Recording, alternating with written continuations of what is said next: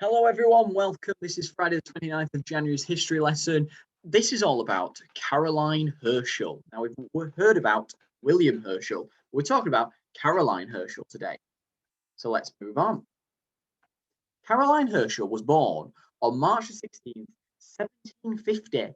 She trained as a singer in Germany. She then moved to England in 1772 to keep house for William and perform in his concerts. So keep house meant that she would look after the house, she'd be cleaning it, and she'd be maybe making dinner and things like that. But she also would then perform in the concerts that William was her brother was conducting, and she'd be the singer as part of the orchestra that was behind her. As a child, Caroline suffered from smallpox and typhus, which leaving her scarred and her growth stunted. So she was very unwell and she had a couple of diseases when she was younger. She never grew taller than 4'3", which is around about the height that you probably are watching this video. So she was, or maybe a bit smaller, but she was probably around the size that I think you are.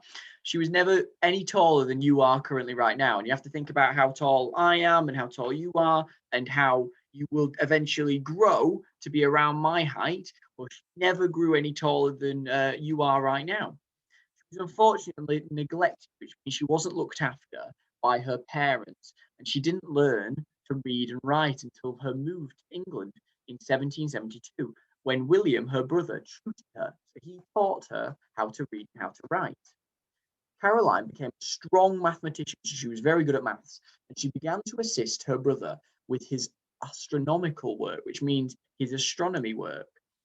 She would record his observations of the night sky, and she'd work out complex mathematical calculations with his data. So he'd give her lots of information about how the sky looked, and she'd work out lots of difficult math sums because she was helping him with his astronomy discoveries.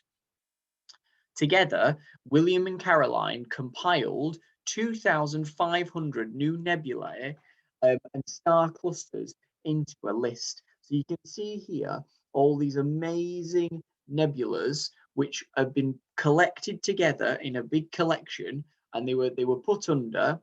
They were renamed the New General Catalogue.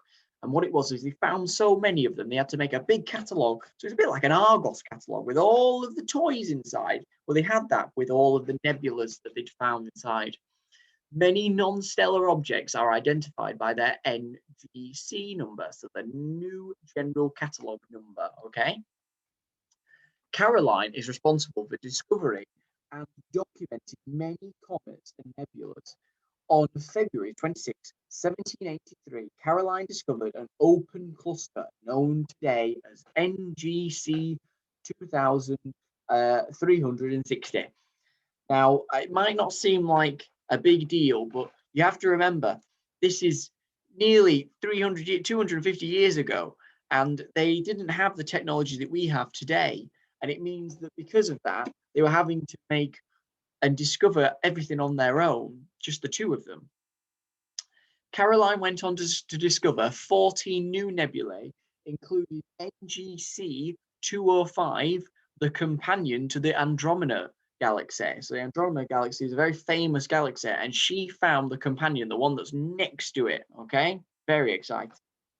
On August the 1st, 1786, Caroline identified an object traveling slowly through the night sky. She observed it again and again the next night and immediately alerted the other astronomers by mail to announce her discovery.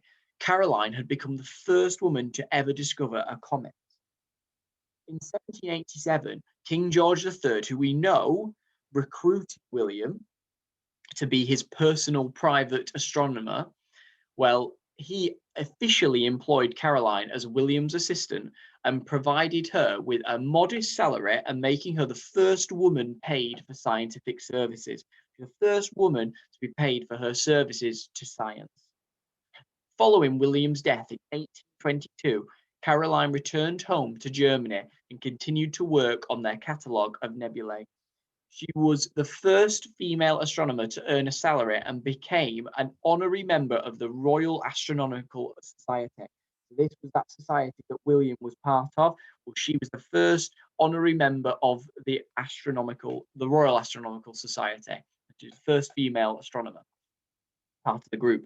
In 1828, the Royal Astronomical Society awarded Caroline the gold medal of the society. So you can see here, they gave her a gold medal, and that might look very familiar because that's the 40-foot telescope that was on the back of the coin. And they awarded her that medal for her work as part of the society. Unfortunately, Caroline Herschel died on the January the 9th, 1848. The inscription on her tombstone, which means when you can see there's some writing on her tombstone. That's the inscription. It reads, "The eyes of her who is glorified here below turn to the starry heavens." So it was saying that although she's died and her eyes are buried with her, what she actually feels is she feels like she's gone and she's been freed into the stars, because that's where she wanted to be. She wanted to be in the stars because they were so exciting to her. So it's now your turn. You're going to pretend to be a reporter, and you need to gather information about Caroline Herschel that we've gone through in this lesson. I then want you to record yourself summarizing Caroline Herschel's life, so telling me some of the key points in her life. I'm going to show you what a good one looks like. So get ready for this. Hello and welcome to BBC News. On tonight at 6, we're going to be looking at the famous astronomer called Caroline Herschel, who was famous for being not only the sister of William Herschel, the discoverer of Uranus, but also for cataloguing over 2,500 nebulas. We'll also be looking later in the show at how she received a gold medal from the Royal Astronomical Society for her work in scientific astronomy. Thank you very much. We'll look at the show later today with some more facts. We'll see you later. Goodbye. I'm not sure what's happened there. There was a news presenter that just came in with his papers and everything. That was a bit scary. But anyway, he gave a pretty good example of what to do for your tapestry work.